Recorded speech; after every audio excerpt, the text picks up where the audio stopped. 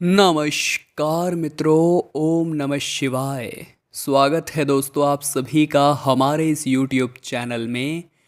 तो मीन राशि वालों, नवरात्रि का पावन पर्व आ चुका है जिसका हम सभी को बेसब्री से इंतज़ार था। और नवरात्रि के 9 दिनों में जहां हम माता रानी से अपने दिल की बात कहेंगे, अपनी इच्छाओं को पूरा करवाएंगे, वही कुछ ऐसे भी असामाजिक तत्व इस दुनिया में हैं जो अपने काले जादू को सिद्ध कराएंगे। ऐसे भी लोग हैं जो तंत्र मंत्र की क्रियाएं कराएंगे, ऐसे भी लोग हैं जो बुरे कर्म करके किसी का गलत करने की सोचेंगे। तो किस तरह आपको बचकर रहना है, कौन सी सावधानियां बरतनी है, पूरी जानकारी मिलेगी। लेकिन थोड़ा समय देना होगा, एक एक गलती को समझना होगा, बारीकी से जानना होगा। सबसे पहले सच्चे माता रानी के भक्त वीडियो को लाइक करें, कमेंट बॉक्स में जय माता दी लिखें, क्योंकि आज जो जानकारी हम आपको प्रदान करेंगे वो आपका जानना बहुत ज़रूरी है। क्योंकि वही जानकारी आपको बहुत बड़े खतरे से बचाएगी, वही जानकारी आपको मुश्किल भरे हालातों से उबरने में मदद करेगी। इस वीडियो के अंत में 2 चमत्कारिक उपाय भी हमने दिए हैं जो आपके बहुत काम आएंगे। आती है तो हम दिल से उसका स्वागत करते हैं, क्योंकि नवरात्रि के 9 दिनों में माता स्वयं हमारे आसपास होती है। नवरात्रि में माता के अलग अलग 9 रूपों की हम पूजा करते हैं और माता से आशीर्वाद भी पाते हैं। और यहाँ पर जो मनोकामनाएं होती है उनकी पूर्ति बहुत जल्दी होने की संभावनाएं रहती हैं। अब जहाँ एक और हम सकारात्मक चाल चल रहे हैं, हम सोच रहे हैं कि हमारी ज़िंदगी में सब कुछ सकारात्मक होगा, सब कुछ अच्छे से बनेगा, वही दूसरी ओर दोस्तों कुछ लोग नवरात्रि का इसलिए भी इंतज़ार करते हैं ताकि वो तंत्र मंत्र साधना शक्ति जैसे काम कर सके, यानी कि टोना टोटका तंत्र मंत्र जादू ये सब वो कर सकें। वो इसलिए भी नवरात्रि का इंतज़ार करते हैं क्योंकि जहाँ मनोकामनाएं बहुत जल्दी पूर्ण होती है, वहाँ ये साधनाएं भी एक दूसरे पर बहुत जल्दी लग जाती हैं नवरात्रि के दिनों में। तो आप इतना ध्यान रखिएगा कि बहुत ज़्यादा ज़रूरी है जीवन में कि हम प्रैक्टिकल रहें, हम खुद को कुछ चीज़ें समझाएं, क्योंकि लोग हमारे दिमाग में बेवजह डर भर देते हैं और इस डर के कारण कभी कभी आपका बाहर निकलना मुश्किल हो जाता है। इस डर के कारण कभी कभी आपका लोगों पर विश्वास करना मुश्किल हो जाता है। वास्तविकता में होता क्या है, लोग हमें यही कहते हैं कि तू ज़्यादा दिखावा मत कर, तू ज़्यादा हवा में मत उड़, तू ज़्यादा तैयार होके बाहर मत घूम, तू ज़्यादा ऐसे मत कर वैसे मत कर, वरना लोगों की नज़र लग जाएगी या फिर कोई तुझ पर जल करके कोई कुछ कर देगा। अब उनका उद्देश्य गलत नहीं है, वो हमारा भला चाहते हैं, लेकिन वो ये भूल जाते हैं कि यहाँ पर भी 2 स्थितियाँ निर्मित होती हैं और शायद इन 2 स्थितियों के बारे में आपको भी नहीं पता होगा। बहुत ज़्यादा ध्यान से सुनिएगा दोस्तों, तभी तो लाभ की प्राप्ति आपको हो पाएगी। अब मान लीजिए कि आपके दुश्मन बहुत सारे हैं। जी हाँ, आपके काम बहुत ज़्यादा रुके हुए हैं और काम पहले अच्छे चलते थे, एकदम से उन पर रोक लग गई है। काम पहले अच्छे चलते थे, एकदम से बाजी बिगड़ गई है। तो बात गंभीर है, कुछ तो मसला ऐसा है जहाँ पर हमें संभलना होगा, जहाँ पर हमें सावधान रहना होगा। तो हो सकता है कोई हम पर कुछ कर रहा हो या दोस्तों करने की कोशिश कर रहा हो। तो वास्तविकता में गलती होती कैसे है, हमारी भक्ति में कमी से। अगर आप माता रानी के भक्त हैं, अगर आप हनुमान जी के भक्त हैं, तो सीधी सी बात है दोस्तों कि आपके जीवन में कोई गलती हो ही नहीं सकती। अगर आपके सामने कोई इस तरह की क्रिया करेगा भी तो वो फेल हो जाएगी। अगर आप माता रानी के भक्त हैं, ये बात ध्यान रखिएगा, अगर आप माता रानी के सच्चे भक्त हैं तो फिर तो आपको घबराना ही नहीं है, फिर तो आपका काम होगा ही होगा। लेकिन दोस्तों इतना आप ध्यान रखें कि आपके अंदर कुछ गलतियां नहीं होनी चाहिए। जैसे कि मान लीजिए आप कई दिनों तक नहा नहीं रहे हैं, मान लीजिए कई दिनों तक आप गंदे ही घूम रहे हैं या गलत क्रियाएं कर रहे हैं, अपने घर को स्वच्छ रख रहे हैं, बिस्तर जगह जगह फैले हैं, झूठे बर्तन घर में पड़े हुए हैं, तो उस घर में सकारात्मक शक्तियाँ तो गई, अब बची है केवल और केवल नकारात्मक शक्तियाँ। अब कोई इंसान आपके ऊपर तंत्र मंत्र करेगा तो सीधी सी बात है वो तो लगेगा ही लगेगा, क्योंकि आपके कर्मों में वो ताकत ही नहीं है जो आपको उस तंत्र मंत्र के प्रभाव से बचा सके। तो सच्चाई सिर्फ इतनी है कि इंसान को खुद को पावरफुल बनाना आना चाहिए। और उसे सबसे पहले एक ही बात समझनी है कि वो पावरफुल तभी हो सकता है जब वो भगवान के साथ जुड़ेगा, क्योंकि आसुरी शक्तियाँ, नकारात्मक शक्तियाँ उसे कभी पावर नहीं दे सकती।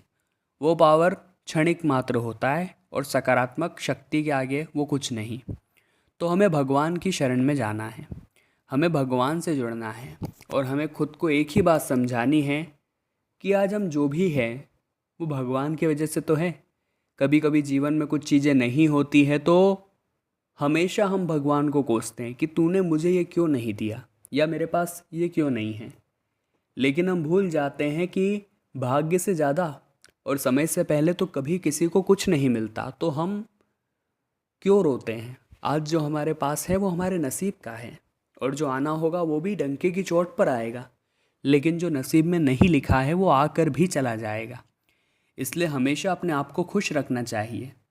अब दोस्तों, उस आदमी का नाम हम आपको बताने जा रहे हैं जो आपको बहुत ज़्यादा परेशान कर रहा है, जो इस नवरात्रि के दिनों में भी आपको नहीं छोड़ रहा और इस नवरात्रि के दिन में भी आपके ऊपर टोना टोटका कर रहा है।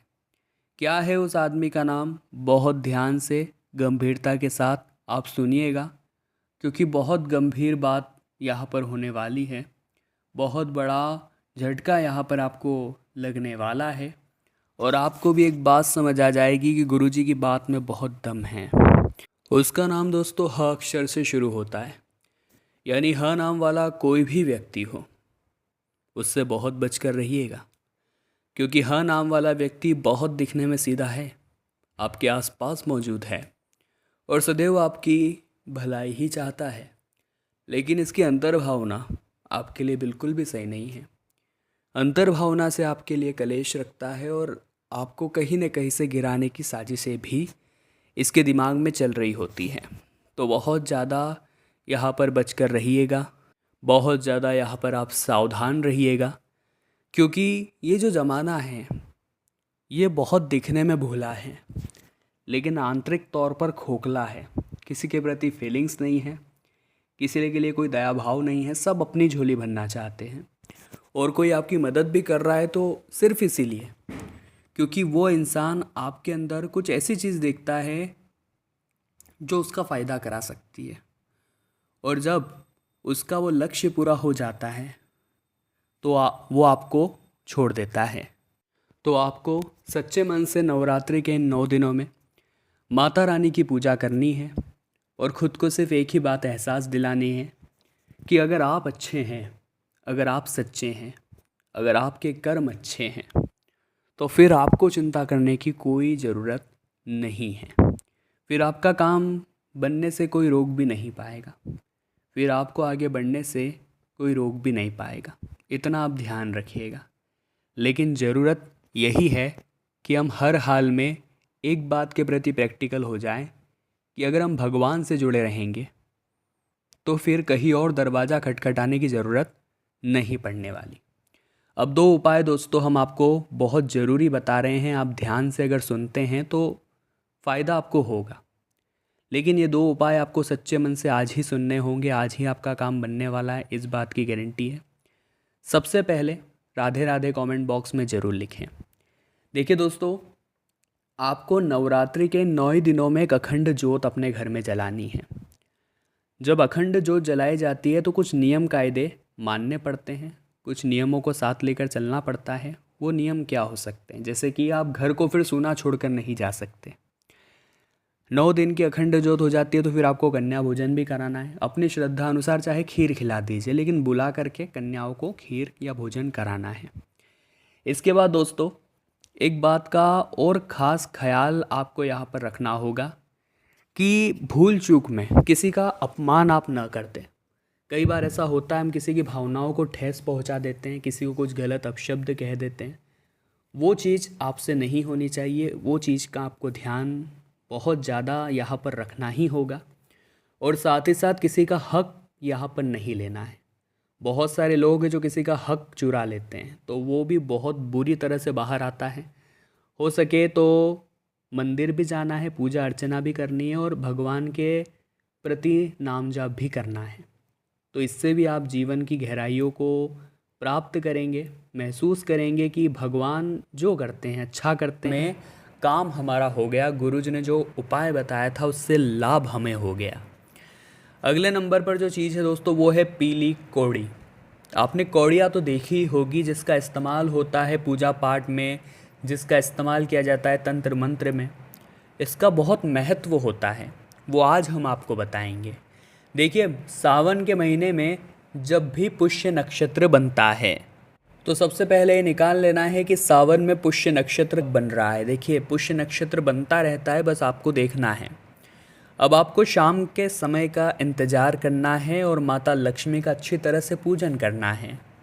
पूजन में पुराने जो चांदी के सिक्के होते हैं और रुपयों के साथ कौड़े रखकर उनका केसर और हल्दी से पूजन करना है। जैसे माता लक्ष्मी का पूजन कर रहे हैं तो वहीं पर समीप एक चांदी का सिक्का पुराना जो भी हो रख दीजिए, थोड़े बहुत पैसे रख दीजिए और कौड़ी रख दीजिए और उनका पूजन करना है आपको केसर और हल्दी से। बाद में इन्हें उठाइए, पूजा के बाद जो आपने पुराना सिक्का रखा था, जो कौड़ी रखी थी, उन्हें उठाइए और तिजोरी में रख दीजिए। क्या ज़बरदस्त उपाय है, सावन के इस महीने में करके तो देखिए। आप खुद कहेंगे गुरुजी ने जो काम करने के लिए बताया था उससे परिणाम कितने ज़बरदस्त हमें मिल रहे हैं, परिणाम उससे कितने शानदार मिल रहे हैं। अब दोस्तों, दक्षिणावर्ती शंख का नाम तो आपने ज़रूर सुना होगा, क्योंकि हर तरह की पूजा में, हर तरह के तंत्र मंत्र में दक्षिणावर्ती शंख का विशेष महत्व होता है। इसे घर में पूजा स्थान या फिर तिजोरी में रखने से माता लक्ष्मी स्वयं ही इसकी ओर आकर्षित होती है और रंग को भी राजा बना देती है। और ये बहुत ही चमत्कारिक उपाय हैं, आप इसे मामूली मत समझिएगा। सोम पुष्य योग जब भी सावन के इस महीने में बने तब ये काम करिए, क्योंकि दक्षिणावर्ती शंख घर में होना चाहिए। इसके कई सारे लाभ हैं। दक्षिणावर्ती शंख होने से ज़िंदगी भी रंगीन हो जाती है और ज़िंदगी में बहुत सारे अच्छे परिणाम यहाँ पर प्राप्त होने लगते हैं, जिसके बारे में आपने सपने में भी नहीं सोचा होगा। अब आगे वीडियो में कुछ हैरान करने वाली चीज़ें हम बताएंगे, जिन्हें जानकर आपको भी एहसास होगा कि ये काम तो हम बहुत पहले कर सकते थे, लेकिन अभी तक हम रुके हुए क्यों थे।